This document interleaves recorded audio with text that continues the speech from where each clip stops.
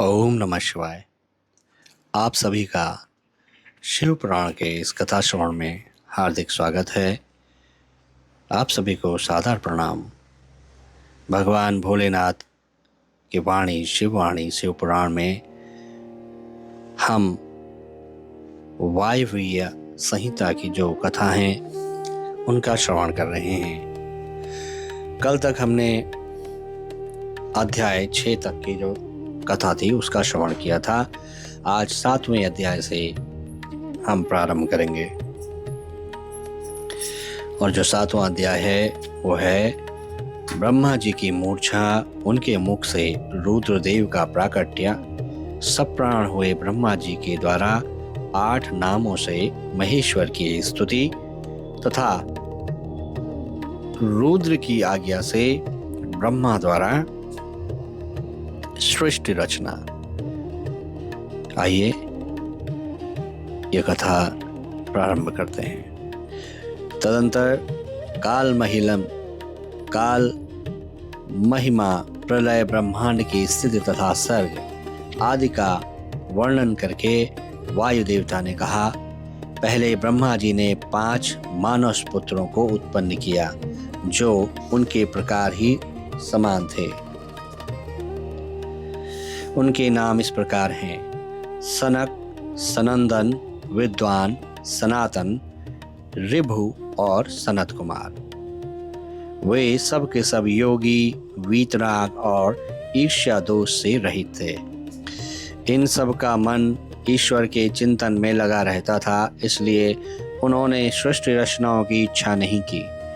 सृष्टि से विरत हो सनक आदि महात्मा जब चले गए तब ब्रह्मा जी ने पुनः सृष्टि की इच्छा से बड़ी भारी तपस्या की।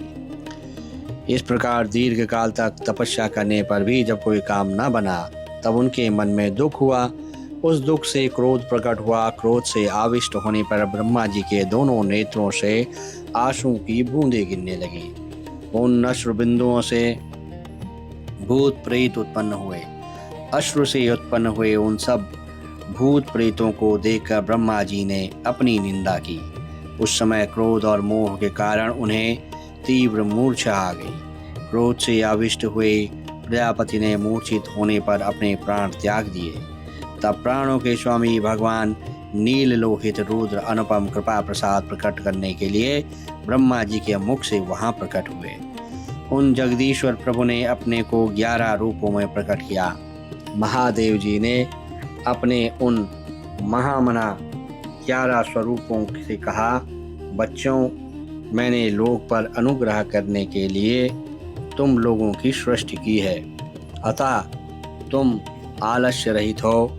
संपूर्ण लोक की स्थापना, हित साधन तथा प्रजा संतान की वृद्धि के लिए प्रयत्न करो। महेश्वर के ऐसा कहने पर वे रोनी और चारों ओर दौड़ने लगे। रोनी और दौड़ने के कारण उनका नाम रुद्र हुआ। जो रुद्र हैं वे निश्चय ही प्राण हैं और जो प्राण हैं वे ही महात्मा रुद्र हैं। तत्पश्चात ब्रह्मा पुत्र महेश्वर ने दया करके मरे हुए देवता परमेष्टि ब्रह्मा जी को पुनः प्राण दान दिया। ब्रह्मा जी के शरीर में प्राणों के लौट आने पर रुद्रदेव का मुख प्रसन्नता से खिल उठा। उन विश्वनाथ ने ब्रह्मा जी से यह उत्तम बात कही, उत्तम व्रत का पालन करने वाले जगत गुरु महाभाग, विरंच, डरो मत। मैंने तुम्हारे प्राणों को नूतन जीवन प्रदान किया है, अतः सुख से उठो। स्वप्न में सुने हुए वाक्य की भांति उस मनोहर वचन को सुनकर ब्रह्मा जी ने प्रफुल्ल कमल के समान सुंदर नेत्रों द्वारा भगवान से धीरे से भगवान हर की ओर देखा। उनके प्राण पहले की तरह लौट आए थे, अतः ब्रह्मा जी ने दोनों हाथ जोड़कर स्नेह युक्त गंभीर वाणी द्वारा उनसे कहा, प्रभो, आप दर्शन मात्र से मेरे मन को आनंद प्रदान कर रहे हैं, अतः बताइए आप कौन हैं जो संपूर्ण जगत के रूप में स्थित हैं? क्या वे ही भगवान आप 11 रुद्रों में या 11 रूप में प्रकट हुए हैं? उनकी यह सब बात सुनकर देवताओं के स्वामी महेश्वर अपने परम सुखदायक कर कमलों द्वारा ब्रह्मा जी का स्पर्श करते हुए बोले, देव तुम्हें ज्ञात होना चाहिए कि मैं परमात्मा हूँ और इस समय तुम्हारा पुत्र होकर प्रकट हुआ हूँ। ये जो 11 रुद्र हैं तुम्हारी सुरक्षा के लिए यहाँ आए हैं, अतः तुम मेरे अनुग्रह से इस तीव्र मूर्छा को त्याग कर उठो और पूर्ववत प्रजा की सृष्टि करो। भगवान शिव के ऐसा कहने पर ब्रह्मा जी के मन में बड़ी प्रसन्नता हुई। उन विश्वात्मा ने 8 नामों द्वारा परमेश्वर शिव का स्तवन किया। ब्रह्मा जी बोले, भगवान रुद्र आपका तेज असंख्य सूर्यों के समान है।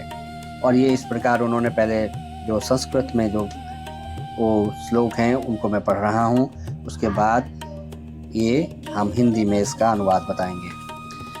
ब्रह्मोवाच नमस्ते भगवन् रुद्र भास्करामित तेजसे नमो भवाय देवाय रसायाम्बुयमयात्मने सर्वाय चित्तिरूपाय नंदीश्वरभये नमः ईशाय वसवे तुभ्यं नमः स्पर्शमयात्मने पशूनां पतये चैव पावकायाति तेजसे भीमाय व्योमरूपाय शब्दमात्राय ते नमः उग्रायोग्रस्वरूपाय यजमानात्मने नमः महाशिवाय सोमाय नमस्तत्वमृतमूर्तये। इस प्रकार ब्रह्मा जी बोले, भगवान रुद्र आपका तेज असंख्य सूर्यों के समान अनंत है, आपको नमस्कार है। रस स्वरूप और जलमय विग्रह वाले आप भव देवता को नमस्कार है। नंदी और सुरभि कामधेनु ये दोनों आपके स्वरूप हैं। आप पृथ्वी रूपधारी सर्व को नमस्कार है। स्पर्शमय वायु रूप वाले आपको नमस्कार है। आप ही वसु रूपधारी ईश हैं, आपको नमस्कार है। अत्यंत तेजस्वी अग्नि रूप आप पशुपति को नमस्कार है। शब्दंत मात्रा से युक्त आकाश रूपधारी आप भीमदेव को नमस्कार है। उग्र रूप वाले यजमान मूर्ति आपको नमस्कार है। सोम रूप आप अमृत मूर्ति महादेव को नमस्कार है। इस प्रकार 8 मूर्ति और 8 नाम वाले भगवान शिव को मेरा नमस्कार है। इस प्रकार विश्वनाथ महादेव की स्तुति करके लोक पितामह ब्रह्मा ने प्रणाम पूर्वक उनसे प्रार्थना की। भूत भविष्य और वर्तमान के स्वामी मेरे पुत्र भगवान महेश्वर कामनाशन, आप सृष्टि के लिए मेरे शरीर से उत्पन्न हुए हैं, इसलिए जगत प्रभु इस महान कार्य में संलग्न हुए मुझ ब्रह्मा की आप सर्वत्र सहायता करें और स्वयं भी प्रजा की सृष्टि करें। ब्रह्मा जी के इस प्रकार प्रार्थना करने पर कल्याणकारी त्रिपुर नाशक रुद्रदेव ने कहा, बहुत अच्छा कहकर उनकी बात मान ली। तदंतर प्रसन्न हुए महादेव जी का अभिनंदन करके सृष्टि के लिए उनकी आज्ञा पाकर भगवान ब्रह्मा ने अन्य प्रजाओं की सृष्टि आरंभ की। उन्होंने पहले अपने मन से ही मरीच, भृगु, अंगिरा, पुलस, शपुला, क्रतु, अत्रि और वशिष्ठ की सृष्टि की। ये सब ब्रह्मा जी के पुत्र कहे गए हैं। धर्म, संकल्प और रुद्र के साथ इनकी संख्या 12 होती है। ये सब पुराने गृहस्थ हैं। देवगणों सहित इनके 12 दिव्य वंश कहे गए हैं, जो प्रजावान, क्रियावान तथा महर्षियों से अलंकृत हैं। तत्पश्चात जल पर स्थित हुए रुद्र सहित ब्रह्मा जी ने देवताओं, असुरों और पितरों और इस मनुष्यों की सृष्टि करने का विचार किया। ब्रह्मा जी ने सृष्टि के लिए समाधिस्थ हो अपने चित्त को एकाग्र किया।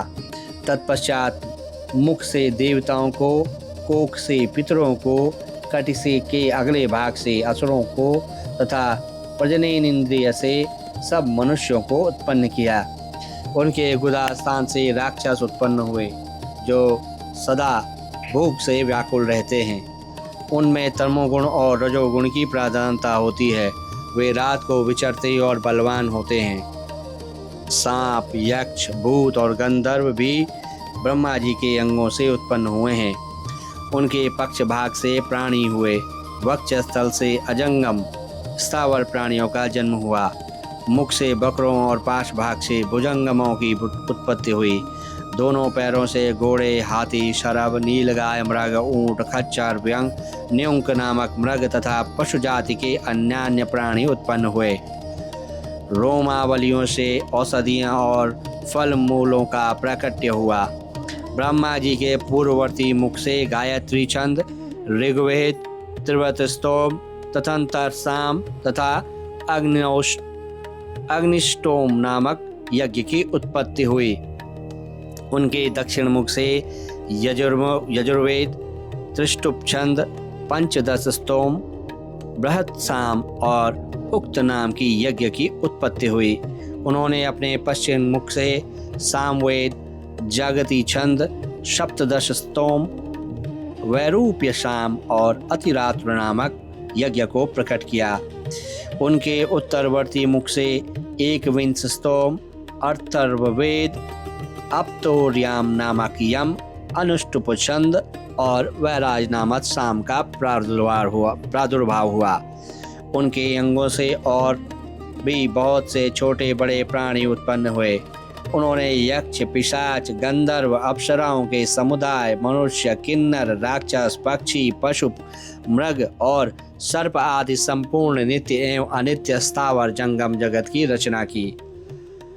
उसमें से जिन्होंने जैसे जैसे कर्म पूर्व कल्पों में अपनाए थे, पुनः पुनः सृष्टि होने पर उन्होंने फिर उन्हीं कर्मों को अपनाया। उस समय वे अपनी पूर्व भावना से भावित होकर हिंसा, अहिंसा से युक्त, मृदु, कठोर, धर्म, अधर्म तथा सत्य और मिथ्या कर्म को अपनाते हैं, क्योंकि पहले की वासना के अनुकूल कर्म ही उन्हें अच्छे लगते हैं। इस प्रकार विधाता ने ही स्वयं इंद्रियों के विषय, भूत और शरीर आदि में विभिन्नता एवं व्यवहार की सृष्टि की है। उन पितामह ने कल्प के आरंभ में देवता आदि प्राणियों के नाम, रूप तथा कार्य विस्तार को वेदोक्त वर्णन के अनुसार ही निश्चित किया। ऋषियों के नाम तथा जीविका साधक कर्म भी उन्होंने वेदों के अनुसार ही निर्दिष्ट किए। अपनी रात व्यतीत होने पर अजन्मा ब्रह्मा ने स्वरचित प्राणियों को वे ही नाम और कर्म दिए जो पूर्व कल्प में उन्हें प्राप्त थे। जिस प्रकार भिन्न भिन्न ऋतुओं के पुनः पुनः आने पर उनके चिन्ह और नाम रूप आदि पूर्ववत रहते हैं, उसी प्रकार युगादि काल में भी उनके पूर्व भाव ही दृष्टिगोचर होते हैं। इस प्रकार स्वयंभू ब्रह्मा जी की लोक सृष्टि उन्हीं के विभिन्न अंगों से प्रकट हुई। महत्व से लेकर विशेष पर्यंत सब कुछ प्रकृति का विकार है। यह प्राकृत जगत चंद्रमा और सूर्य की प्रभा से उद्भासित, ग्रह और नक्षत्रों में मंडित, नदियों, पवनों, पर्वतों तथा समुद्रों से अलंकृत और भांति भांति के रमणीय नगर एवं समृद्धशाली जनपदों से सुशोभित है। इसी को ब्रह्मा जी का वन या ब्रह्म वृक्ष कहते हैं। उस ब्रह्मा वन में अव्यक्त एवं सर्वज्ञ ब्रह्मा विचरते हैं। वह सनातन ब्रह्म वृक्ष अव्यक्त रूपी बीज से प्रकट एवं ईश्वर की अनुग्रह पर स्थित है। बुद्धि इसका तना और बड़ी बड़ी डालियां हैं। इंद्रियां भीतर के खोखले हैं। महाभूत इसकी सीमा है। विशेष पदार्थ इसके निर्मल पत्ते हैं। धर्म और अधर्म इसके सुंदर फल हैं तथा यह संपूर्ण भूतों के जीवन का सहारा है। ब्राह्मण लोग द्युलोक को उनका मस्तक, आकाश को नाभि, चंद्रमा और सूर्य को नेत्र, दिशाओं को कान और पृथ्वी को उनके पैर बताते हैं। वे अचिंत्य स्वरूप महेश्वर ही सब भूतों के निर्माता हैं। उनके मुख से ब्राह्मण प्रकट हुए हैं। वक्ष स्थल के ऊपरी भाग से क्षत्रियों की उत्पत्ति हुई है। दोनों जांघों से वैश्य और पैरों से शूद्र उत्पन्न हुए हैं। इस प्रकार उनके अंगों से ही संपूर्ण वर्णों का प्रादुर्भाव हुआ है। इस प्रकार हमने आज 7वें अध्याय से लेकर 12वां अध्याय तक की शिव पुराण का जो कथा है उसका श्रवण किया है। आज की जो कथा है उसको यहीं पे विराम करते हैं और आगे यहाँ से प्रारंभ करेंगे। जो हमारा अगले अध्याय है उनसे प्रारंभ करेंगे, जो कि अगला अध्याय है भगवान रुद्र के ब्रह्मा जी के मुख से प्रकट होने का रहस्य, रुद्र के महामहिम स्वरूप का वर्णन, उनके द्वारा रुद्र ग्रहों की सृष्टि तथा ब्रह्मा जी के रोकने से उनका सृष्टि से विरत होना। ये हम अगले अध्याय में सुनेंगे। तब तक के लिए आप सभी लोग पर भगवान भोलेनाथ की कृपा बनी रहे। आज हम इस कथा श्रवण को यहीं पे समाप्त करते हैं। तब तक के लिए आप सब लोग अपने जीवन में व्यस्त रहें और भगवान भोलेनाथ की कृपा आपके ऊपर बनी रहे।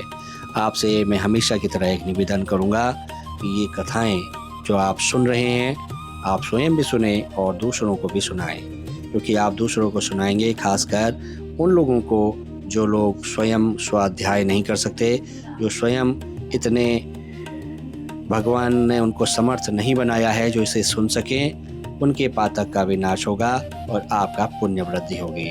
तो आप इस विषय में जरूर ध्यान दें और दूसरे लोगों को भी कथा श्रवण कराएं, और इससे धर्म, जो आपका धर्म और पुण्य होगा वो पुष्ट होगा, धर्म पुष्ट होगा, भक्ति पुष्ट होगी और पुण्य बढ़ेगा। चलिए आज की कथा यहीं पे विराम करते हैं। हर हर महादेव, जय श्री केदार।